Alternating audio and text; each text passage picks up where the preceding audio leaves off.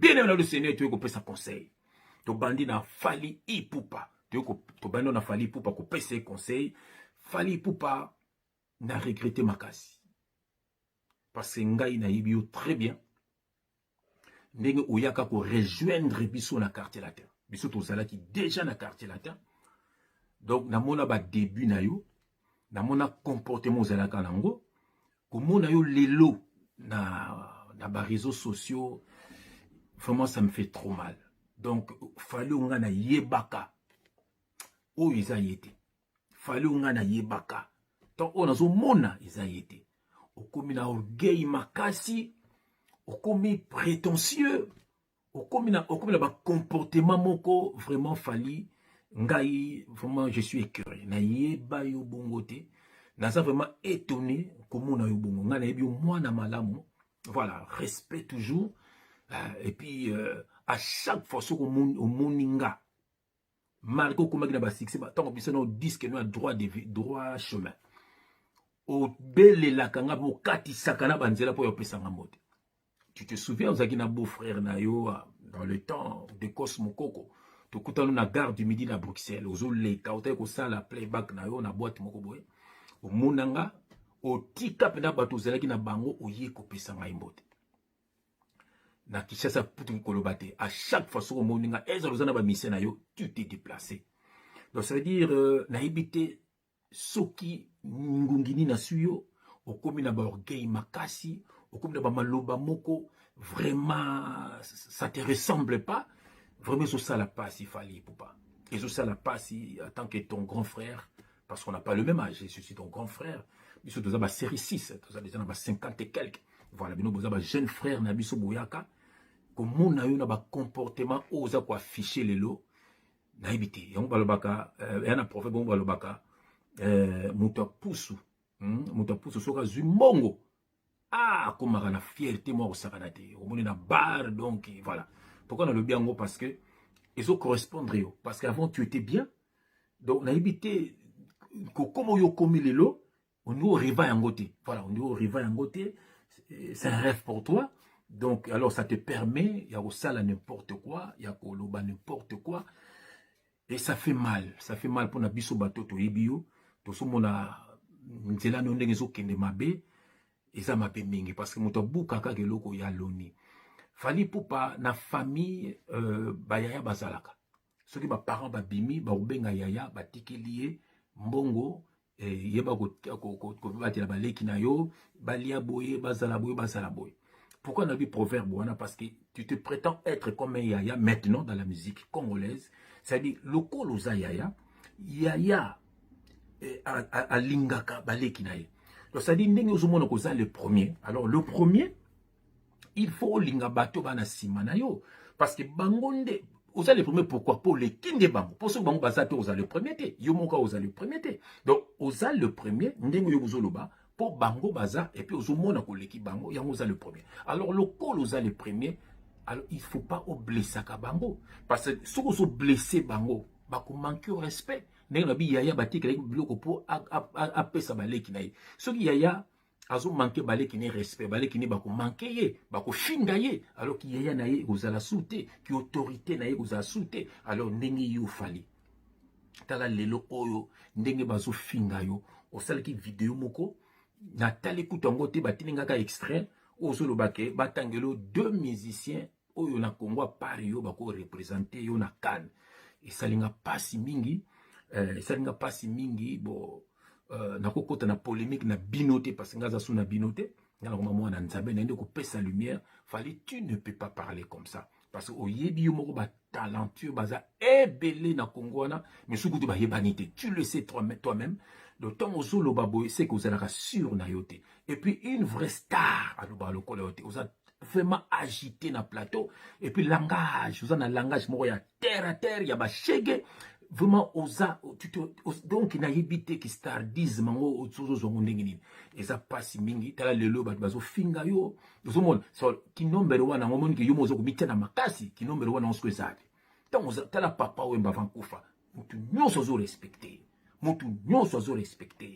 ozomona jamais na oka papa wemba allié alobi ke azayi moko aleki batu nyonso non batu nde ba bokele ba fleur bato nde bando bwakeli ba fleur ye moko yebe ka lekaki bato nyonso ko yemba ayeba ke mutu azalaki donc c'était le donc yenda azalaki numéro 1 voilà mais jamais soko le bagngaza numéro 1 te bato bangaki ba boya ye na kotanga verset moko fali zela wana ko bouger te ko kimate nazo blessé te nazo peso conseil na ningi ozonga na nzela naza na proverbe chapitre 18 verset 7 proverbe chapitre 18 verset 7 je prends mes lunettes et je vais essuyer mes lunettes voilà pour natanga malamu fali oyo ka verset oyo et ça le bien vraiment au changer ça sous nos alités et je mets mes lunettes j'aime quand je mets mes lunettes quelle grâce alléluia bien aimé dans proverbe chapitre 18 voilà proverbe chapitre 18 voilà, on a verset 7. Et je lis au nom de Jésus-Christ, notre Seigneur et Sauveur. La bouche de l'insensé cause sa ruine, et ses lèvres sont un piège pour son âme. Oh, Fali, ok, verset 1. La bouche de l'insensé cause sa ruine, et ses lèvres sont un piège pour son âme. Oh, Fali, insensé, elle a qu'ici, mon toiseau raisonné bien dit. Mon toiseau raisonne le quoi batutaza insensé. Un fou de babengaka insensé. Na yoki ba bengi fou. C'est triste. Hein? Mon tu prendra yé a bengi fou. Yo, toi qui te prétends être le number one, mais t'as là ba collègue na yo, bazo bengo fou. Donc insensé. So abu beni ni ba insensé. Donc bouche na bango ezo ekosaka ruine na bango. OK?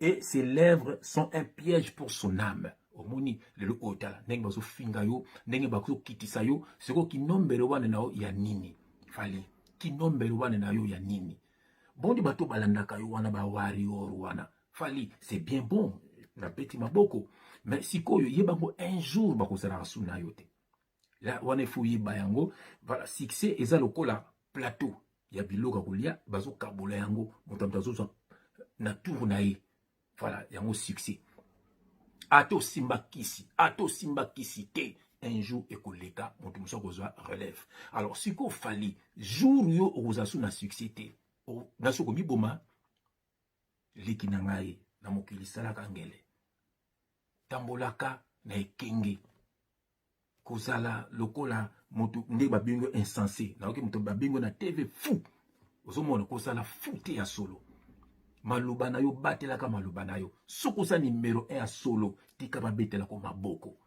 tika balobelaka yo yo koya ko vexer batu te tango ozo vexer batu oza yaya mabe oza numéro 1 ya mabe voilà et puis ngana ibi ozolanda ba grâce ya vie na biso mopao vie na biso c'est comme ça tambolaka il faut ya a toucher batu il faut aya a blesser batu to batu bazo fingaye to batu bazo lobela ye yazo mona zakaka voilà marketing ya produit et la batu batcholi yango et la batu bakomisi yango l'essentiel produit wana eza na marché mais eza mabe fali soki batu bako fingo mingi batu bako yina yo na kotanga verset mosusu naza na proverbe 18 verset 21 proverbe 18 verset 21 je vais lire au nom de Jésus-Christ yoka conseil yoka verset na kotanga la fali la mort et la vie sont au pouvoir de la langue quiconque l'aime en mangera le fruit.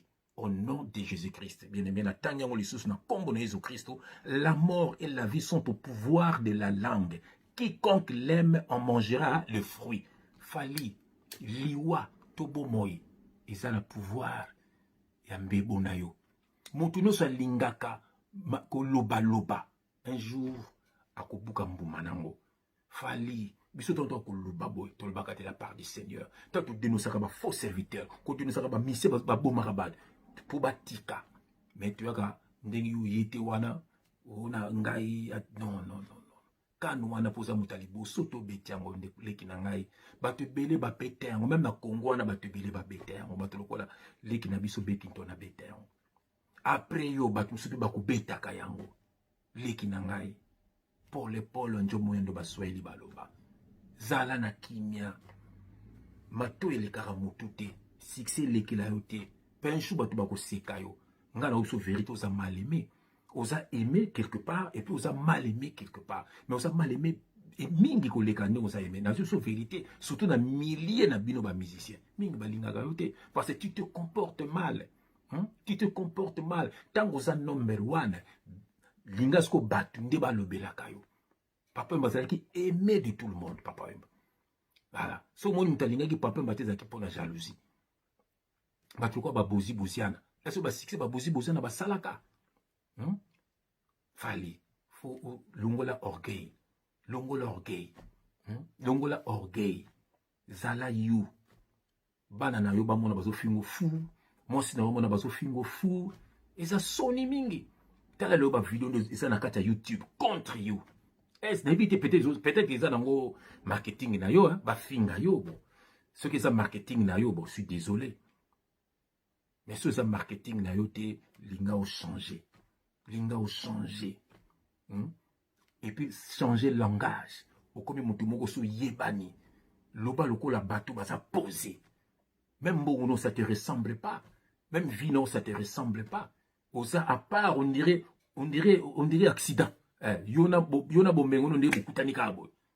O revangote. Faut yango nzamba préparaka mutu. Au moins na Bible Joseph ba préparaki pour comme mokonzi d'Égypte. Ba préparaki.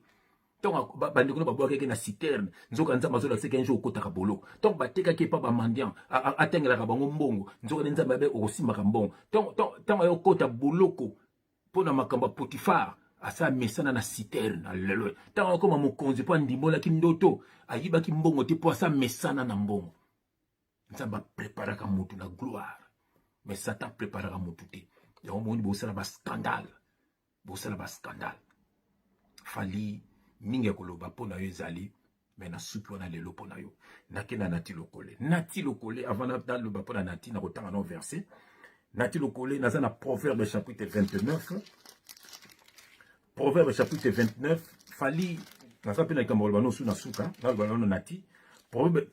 29, na verset 5. Je lis au nom de Jésus-Christ. Un homme qui flatte son prochain tend un filet sous ses pas. Napandeli. Un homme qui flatte son prochain tend un filet sous ses pas. Natioza mutamaye le comprendre verset 1. Mutu flataka moninga na ye. Azo tandele mitambu na makolo na ye.